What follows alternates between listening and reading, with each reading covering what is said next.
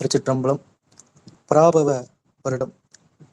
வருடம் வைகாசி மாதம் 12ஆம் தேதி, ஆங்கில தேதிப்படி மே 26 குரு பயிற்சியானது நடைபெற இருக்கு. குரு பகவான் மிதுன ராசியிலிருந்து கடகராசிக்கு பிரவேசிக்க இருக்கிறார். முதல்ல இந்த குரு பகவான்னா யாரு அப்படிங்கிறத பார்க்கலாம். நவ கிரகங்கள்ல உள்ளவர் தான் இந்த குரு பகவான். அவருடைய திருநாமம் பிரகஸ்பதி அப்படிங்கிறது தான் அவருடைய பேர். இவருடைய உத்தியோகம் என்னன்னு பாத்தீங்கன்னா, தேவர்களினுடைய அரசரான தேவேந்திரனுடைய அரிய வயல பாத்தீங்கன்னா ராஜகுருவாக திகழக்கூடியவர் தான் இவர். நிறைய பேர் பாத்தீங்கன்னா சிவாலயத்துல தட்சிணாமூர்த்தி இருக்கு இல்லையா, அந்த தட்சிணாமூர்த்தியும் இவரும் ஒண்ணு அப்படின்னு சொல்லி நினைச்சிட்டு இருக்காங்க. அது மிக பெரும் தவறு. தேவேந்திரனினுடைய தேவ சபையில ராஜகுருவாக விளங்கக்கூடியவர் பிரகஸ்பதி, அவர் வேற. சிவாலயத்துல இருக்கக்கூடிய தட்சிணாமூர்த்தி அப்படிங்கிறவர் வேற. இருவரும் ஒருவர் அல்ல. அது முதல்ல நம்ம புரிஞ்சுக்கணும். குரு பெயர்ச்சி அன்னைக்கு பாத்தீங்கன்னா நவ கிரகங்கள்ல வடக்கு நோக்கி மஞ்சள் நிற வஸ்திரம் தரித்திருக்கக்கூடியவர் தான் பிரகஸ்பதி. அதனால அவருக்கு தான் நம்ம வழிபாடு பண்ணணுமே தவிர்த்து தட்சிணாமூர்த்திக்கு வழிபாடு பண்றது அப்படிங்கிறது தேவையில்லை. அது மக்களும் மாறணும், ஜோதிடர்களும் எடுத்து சொல்லணும். சரி, இப்ப இந்த பராபவ வருடத்தினுடைய குரு பெயர்ச்சியினுடைய பலன்களை இப்ப நம்ம சிந்தனை பண்ணலாம். இப்ப முதல்ல பாத்தீங்க அப்படின்னாக்கா பொது பலன்கள் அப்படின்னு சொல்லுகிற பொழுது பிரகஸ்பதி குரு பகவானானவர் கடகராசியில உச்சம் பெறுகிறார். பொதுவாகவே குரு உச்சம் பெறுவது ஒரு நல்ல தன்மையை கொடுக்கும். நீதி, நேர்மை, நியாயம் இதெல்லாம் அதிக அளவுல இருக்கும். தெய்வ வழிபாடுகள், திருக்கோவில்ல கும்பாபிஷேக வைபவங்கள் எல்லாம் இருக்கும். மக்களிடத்திலே பாத்தீங்கன்னா ஒரு நேர்மையான சிந்தனையும் ஒரு ஆன்மீக வழியும் பாத்தீங்க அப்படின்னாக்கா அதிகரிக்கும். தங்கத்தினுடைய விலை இருக்கு பார்த்தீங்களா, அது கொஞ்சம் அதிக அளவுல ஏறும். பொருளாதாரமும் நல்லா இருக்கும்.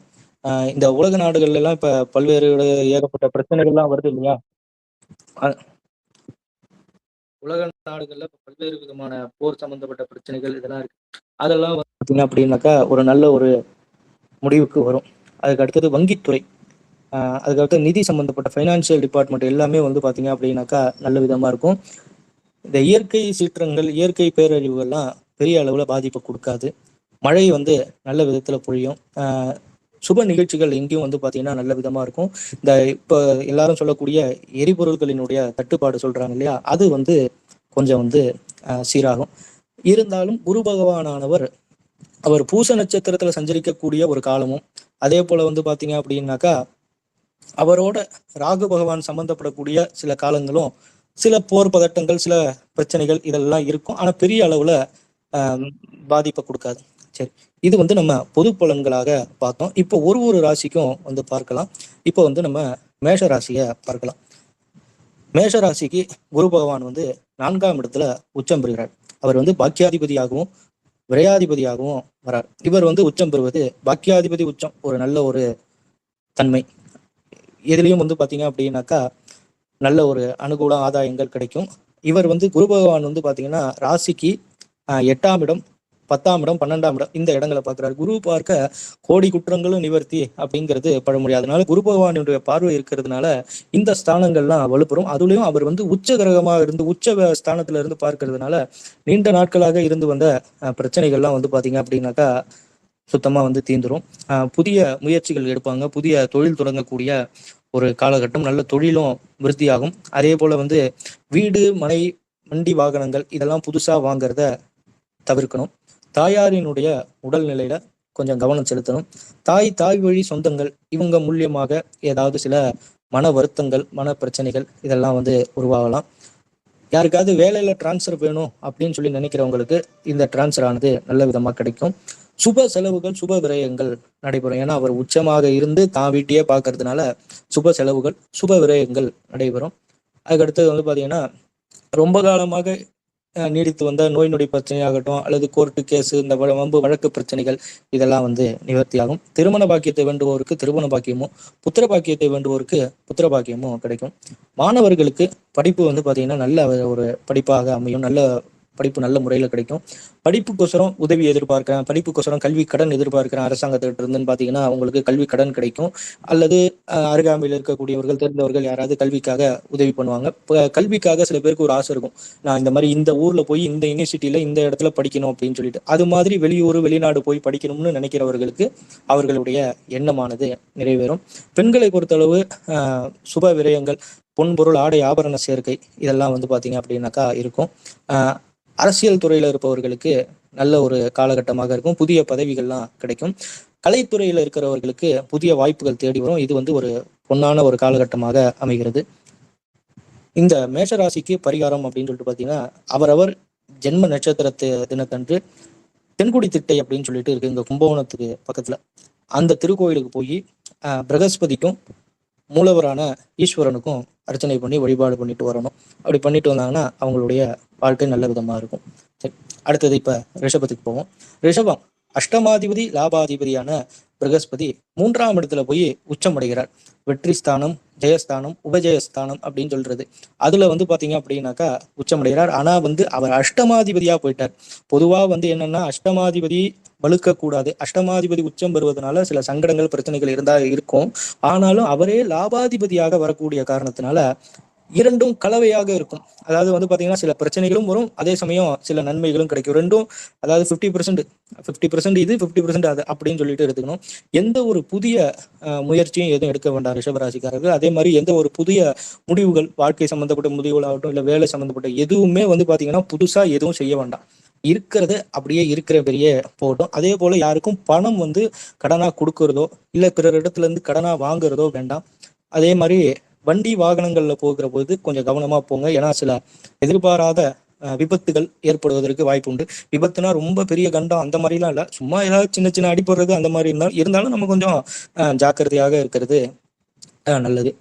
இதெல்லாம் எதுக்குன்னு பாத்தீங்கன்னா இந்த அஷ்டமாதிபதி 8ஆம் அதிபதி உச்சமாக கூடிய காரணத்தினால இது. ஆனா இதுலயே சில வகை உண்டு. அஷ்டமாதிபதி வந்து 3ஆம் இடத்துல போய் உச்சமாகி அஷ்டமஸ்தானத்திலே போய் உச்சமாகிறதுனால சிலருக்கு வந்து நீண்ட காலமாக நீடித்து வந்த கோர்ட்டு கேஸ் பிரச்சனை வந்து நமக்கு வெற்றி வாய்ப்பாக அமையறதுக்கும் வாய்ப்பு உண்டு. அது அப்படியே மாறியும் வந்து வேலை செய்யும். அது வந்து அந்த ஜனனகால ஜாதகத்துல நல்ல விதமா இருந்ததுன்னா இப்ப இது வந்து ஒரு நல்ல வகையில அமையும், நமக்கு வெற்றி கிடைக்கிறதுக்கு வாய்ப்பு இருக்கு. மாணவர்களுக்கு வந்து இது ஒரு நல்ல காலகட்டம். படிப்பு நல்ல விதத்துல ஏற்படும். படிப்பு நல்ல விதத்துல கிடைக்கும். இடமாறுதல்கள், படிப்புக்காக கல்விக்காக இடமாறுதல்கள் ஏற்படலாம். பெண்களுக்கு வந்து பாத்தீங்க அப்படின்னாக்கா இது ஒரு நல்ல காலகட்டம்னு சொன்னாலும் வேலை செய்யக்கூடிய இடத்துல கொஞ்சம் ஜாக்கிரதையா இருக்கணும். ஏன்னா அங்க வந்து சண்டை சச்சரவு பிரச்சனைகள் இதெல்லாம் வரலாம். அதே போல தன் மறைமுகமான எதிரிகள் தான் கூட இருக்கிறவங்களே தன்னை பத்தி பிறர் இடத்துல வந்து தவறுதலாக சொல்லி இந்த வதந்திகளை பரப்புறது அப்படின்னு சொல்லுவாங்க இல்லையா, பிடிக்காதவர்கள் செய்யறது, அந்த மாதிரி செய்யக்கூடிய ஒரு இதுவா இருக்கும். அதனால பெண்கள் கொஞ்சம் ஜாக்கிரதையா இருந்துக்கணும். அரசியல் துறையில இருக்கிறவர்களுக்கு இது வந்து ஒரு நல்ல காலகட்டம். புதிய பொறுப்புகள்லாம் வரும். மக்கள் மத்தியில ஒரு நல்ல செல்வாக்கு உயரும். அதே சமயம் வந்து பாத்தீங்கன்னா கொஞ்சம் ஜாக்கிரதையாகவும் இருக்கணும். ஏன்னா அவர் அஷ்டமாதிபதியா போறதுனால சில பிரச்சனைகளையும் வந்து பாத்தீங்க அப்படின்னாக்கா கொடுத்துருவாரு. கலைத்துறையினருக்கு ஒரு அற்புதமான காலகட்டம். அதாவது சொல்லுவாங்க 8ஆம் இடத்துக்குடையவர் அந்த வீட்டுக்கு 8ல போய் வந்து பாத்தீங்க அப்படின்னாக்கா மறைஞ்சிருக்கிறதுனால ஒரு நல்ல ஒரு பலனை கலைத்துறையினருக்கு கொடுப்பாரு. தொழில நல்ல ஒரு முன்னேற்றம் இருக்கும். பரிகாரம் ரிஷபராசிக்காரர்களுக்கு வந்து பாத்தீங்கன்னா அவசியம் குலதெய்வ வழிபாடு பண்ணணும். ஏன்னா எந்த தெய்வ வழிபாடு எந்த தெய்வமும் நம்மளை காப்பாத்துதோ இல்லையோ நம்ம குலதெய்வமாவது நம்மளை கண்டிப்பா வந்து காப்பாற்றும். அதனால குலதெய்வ வழிபாடு மிக மிக மிக அவசியம். குலதெய்வ வழிபாடு பண்ணுங்க. அதே போல ஜென்ம நட்சத்திர தினத்தன்று அப்படி அன்னைக்கு முடியலையா ஒரு வியாழக்கிழமை அன்னைக்கு திருச்செந்தூர்ல போய் அங்க இருக்கக்கூடிய சமுத்திரத்துல ஸ்நானம் பண்ணிட்டு நேரா வந்து பாத்தீங்கன்னா திருச்செந்தூர் மூலவர் ஸ்ரீ சுப்பிரமணிய சுவாமியை போய் தரிசனம் பண்ணி வழிபாடு பண்ணிட்டு வாங்க. வாழ்க்கையில இந்த குரு பயிற்சியில எல்லா விதங்களும் நல்ல விதமாக காரியங்கள்லாம் வெற்றிகரமாக ஜெயமாக அமையும். சரி, இப்ப மிதுன ராசிக்கு பார்க்கலாம். மிதுன ராசிக்கு ஒரு நல்ல ஒரு காலகட்டமாக இருக்கு. இப்பதான் ஜென்மத்துல இருந்து குரு வந்து பாத்தீங்க அப்படின்னாக்கா 2ஆம் வீட்டுக்கு வரப்போறாரு. தனக்காரகன்னே பேரு குருவுக்கு. அந்த தனக்காரகனான பிரகஸ்பதி தனஸ்தானமாகிய 2ஆம் இடத்துல உச்சம் பெறார். அதனால நல்ல ஒரு அமைப்பு இருக்கும். பணப்புழக்கங்கள் அதிக அளவுல இருக்கும். குடும்பத்துல ஒரு சந்தோஷம் மகிழ்ச்சி இருக்கும். பொன்பொருள் ஆடை ஆபரண சேர்க்கை இதெல்லாம் வந்து இருக்கும். இது நாள் வரையிலும் உடல்ல இருந்த நோய் நொடி பிரச்சனைகள் ஆகட்டும், குடும்பத்துல இருந்த சண்டை சச்சரவுகள் மனஸ்தாபங்கள் இதெல்லாம் வந்து நிவர்த்தி ஆகும். தொழில் வந்து நல்ல விதத்துல இருக்கும். புதிதாக தொழில் தொடங்கணும் அப்படின்னு நினைக்கிறவங்களுக்கு இது ஒரு சாதகமான ஒரு காலகட்டம். உத்தியோகத்துல வந்து பாத்தீங்கன்னா இடமாற்றம், அதாவது டிரான்ஸ்ஃபர் வேண்டி காத்திருப்பவர்களுக்கு ட்ரான்ஸ்ஃபரும் கிடைக்கும். அதே போல பதவி உயர்வு ப்ரமோஷனும் கிடைக்கக்கூடிய ஒரு காலகட்டம். கலைத்துறையினருக்கு இது ஒரு பொற்காலம் அப்படின்னே சொல்லலாம். புதிய பொறுப்புகள்லாம் கிடைக்கும். நல்ல ஒரு பதவி உயர்வுகள்லாம் இருக்கும். அரசியல்வாதிகளுக்கும் இது ஒரு நல்ல அருமையான காலகட்டம். தங்களுடைய பேச்சு திறன் மூலம் மக்களை வந்து எளிதில் கவரக்கூடிய ஒரு வாய்ப்பு அமையும். அது மூலியமாக ஒரு பேர், புகழ், செல்வாக்கு இதெல்லாம் வந்து கிடைக்கும். மாணவர்களுக்கு கல்வி நல்ல விதத்துல இருக்கும். எந்த மதிப்பெண்ணுக்காக அவர்கள் எதிர்பார்க்கிறார்களோ அந்த மதிப்பெண் வந்து பாத்தீங்கன்னா அவங்களுக்கு கிடைக்கும். கல்விக்காக உதவி வேண்டி இருக்கக்கூடிய மாணவர்களுக்கு கல்வி கடன், கல்விக்கான உதவிகள் தேவையான நேரத்துல கரெக்டா வந்து பாத்தீங்கன்னா கிடைக்கும். பெண்கள் வந்து மிதன ராசியில இருக்கிறவர்களுக்கு ஒரு நல்ல காலகட்டம். பொன் பொருள், ஜுவல்ஸ், ஆடை ஆபரண சேர்க்கை இதெல்லாம் அதிக அளவுல உண்டாகும். நகைகள் வந்து பாத்தீங்கன்னா வாங்குவாங்க. பணப்புழக்கம் பெண்கள் கையில கொஞ்சம் அதிகமா இருக்கும். பரிகாரம் குருவித்துறை அப்படின்னு சொல்லிட்டு ஒரு திருக்கோவில் இருக்கு. அங்க குருவித்துறை போய் அங்க இருக்கக்கூடிய பிரகஸ்பதி குரு பகவானுக்கு அர்ச்சனை செய்து வழிபாட்டு வரணும். இது என்னைக்கு போகலாம்னா அவரவருடைய ஜென்ம நட்சத்திரத்தன்னைக்கு போகலாம். அப்படி ஜென்ம நட்சத்திரத்தன்னைக்கு போக முடியாதவர்கள் வந்து பாத்தீங்கன்னா அவர்கள் பிறந்த கிழமை இருக்கு இல்லையா, அந்த பிறந்த கிழமை அன்னைக்கும் போகலாம். சரி, இப்ப கடகராசிக்கு பார்ப்போம். இந்த குரு பயிற்சியானது மிகச்சிறந்த பலனை யாருக்கு கொடுக்குது அப்படின்னு சொல்லிட்டு பாத்தீங்கன்னா இந்த கடகராசிக்காரர்களுக்கு தான் கொடுக்குது. ஏன்னா கடகராசியில தான் பிரகஸ்பதியானவர் உச்சம் பெறார். அதுவும் வந்து அவருடைய சுயசாரம் புனர்பூச நட்சத்திரத்திலே அவர் பெயர்ந்து வர்றார். அப்படி இருக்கிற பொழுது கடகராசிக்காரர்களுக்கு இது ஒரு மிகச்சிறந்த ஒரு பொன்னான ஒரு காலகட்டம் அப்படின்னு சொல்லலாம். ஆனாலும் ஜென்மத்துல குரு இருக்கிற பொழுது அதுக்கு தகுந்த மாதிரி கொஞ்சம் ஜாக்கிரதையாகவும் கவனமாகவும் இருக்கணும். எந்த ஒரு முடிவையும் உடனே எடுக்க வேண்டாம். ஒரு முறைக்கு 2 தடவை யோசிச்சு நம்ம நெருங்கிய நண்பர்கள், உறவினர்கள் இவங்க எல்லாருக்கிட்டையும் ஆலோசனை பண்ணிட்டு அதுக்கப்புறம் முடிவு எடுக்கணும். அவசரப்பட்டு எடுக்கக்கூடாது. நீண்ட நாட்களாக நீடித்து வந்த பூர்வீக சொத்து சம்பந்தப்பட்ட பிரச்சனைகள் இது வந்து பாத்தீங்க அப்படின்னாக்கா நிவர்த்தி ஆகும். கோர்ட்டு கேஸு வம்பு வழக்கு பிரச்சனைகள் நிவர்த்தி ஆகும். திருமண பாக்கியத்தை வேண்டி இருக்கக்கூடிய கடகராசிக்காரர்களுக்கு திருமண பாக்கியம் நல்ல விதமாக கிடைக்கும். புத்திர பாக்கியத்தை வேண்டி இருப்பவர்களுக்கும் புத்திர பாக்கியமானது கிடைக்கும். சில நேரங்கள்ல தந்தை வழி உறவுகளால ஏதாவது சில மனஸ்தாபங்கள், மனப்பிரச்சனைகள் இதெல்லாம் ஏற்பட்டு மனக்கவலையில இருந்தாங்க அப்படின்னு சொன்னாக்கா அது நிவர்த்தி ஆகும். தந்தை வழி உறவுகள் மூலியமாக சொத்துக்கள் கிடைப்பதற்கும், அதே போல வந்து பாத்தீங்கன்னா தந்தை வழி உறவுகள் மூலியமாக ஆதாய அனுகூலங்கள் கிடைக்கிறதுக்கும் ஒரு நல்ல ஒரு காலகட்டம் இது. புதிய முயற்சி எடுப்பாங்க. புதுசாக தொழில் தொடங்குறது, புதிய பொறுப்புகள் இதெல்லாம் வந்து தேடி வரும். நம்ம என்னென்ன நற்காரியங்கள்லாம் நம்ம வாழ்க்கைக்கு தேவையோ அது எல்லாம் கிடைக்கக்கூடிய ஒரு பொன்னான காலகட்டமா, அதாவது சொல்லுவாங்கல்ல பொற்காலம் அப்படின்னு சொல்லுவாங்க, கோல்டன் பீரியட் ஆஃப் லைஃப் அப்படிங்கிறாங்க. அந்த இது வந்து பாத்தீங்க அப்படின்னாக்கா இந்த காலகட்டம் தான் கடகராசியினருக்கு. அதுக்கடுத்தது கலைத்துறையினர். அவங்க வந்து பாத்தீங்கன்னா செய்யக்கூடிய முயற்சிகள் அனைத்தும் வெற்றிகரமாக இருக்கும். எல்லாத்துலயும் தொட்டதெல்லாம் தொடங்கும் அப்படிங்கிற மாதிரி சொல்லலாம். கலைத்துறையினருக்கு. அரசியல்வாதிகளுக்கும் புதிய பொறுப்புகள் கிடைக்கும். புதிய பதவிகள்லாம் கிடைக்கும். மக்கள் இடத்துல வந்து செல்வாக்குகள் அதிக அளவுல உண்டாகும். பெண்களுக்கு இது ஒரு அற்புதமான காலகட்டம். பொன்பொருள், ஆடை ஆபரண சேர்க்கை இருக்கும். பணப்புழக்கமானது அதிகமாக இருக்கும். மாணவர்களுக்கு நல்ல ஒரு காலகட்டமாக இருந்தாலும் கொஞ்சம் முயற்சி எடுத்து படிக்கணும். ஏன்னா படிப்புக்கு தேவையான சில விஷயங்கள் இப்போ கொஞ்சம் மைனஸா இருக்கும். அதனால நல்ல விதத்துல படிப்புல அதிக கவனம் செலுத்தி படிக்கணும். கல்விக்காக உதவி தேவைப்பட்டு இருக்கக்கூடிய மாணவர்களுக்கு கல்வி உதவியானது பெரிய அளவுல கிடைக்காது. கொஞ்சம் தாமதமாகும். அதே போல படிப்புக்காக இடமாற்றம் தேடி இருக்கக்கூடிய மாணவர்களுக்கும் இந்த இடமாற்றமானது கிடைக்காது. கொஞ்சம் தாமதமா இருக்கும். பரிகாரம் அப்படின்னு சொல்லிட்டு பாத்தீங்கன்னா ஜென்ம நட்சத்திரத்தன்னைக்கு அப்படி இல்லைன்னா அவர் பிறந்த கிழமை அன்னைக்கு திருச்செந்தூர்ல இருக்கக்கூடிய ஸ்ரீ சுப்பிரமணிய சுவாமியை போய் தரிசனம் பண்ணி வழிபாடு பண்ணிட்டு வரணும். சரி, இன்னைக்கு வந்து பாத்தீங்க அப்படின்னாக்கா மேஷத்துல இருந்து கடகம் வரையும் 4 ராசிகள் பார்த்தோம். இனி வருங்காலங்கள்ல மிச்சம் 8 ராசிகள் இருக்கு. அதை இன்னொரு நாள் அப்படின்னு சொல்லிட்டு 3 12 ராசியை 3 பிரிச்சு 3 நாள் பார்க்கலாம். இன்னைக்கு 4 ராசிக்கு பார்த்தாச்சு. இப்ப நம்ம சொல்லியிருக்கிறது எல்லாமே வந்து பாத்தீங்க அப்படின்னாக்கா ஒரு பொதுவான ஒரு பலன்கள் தான்.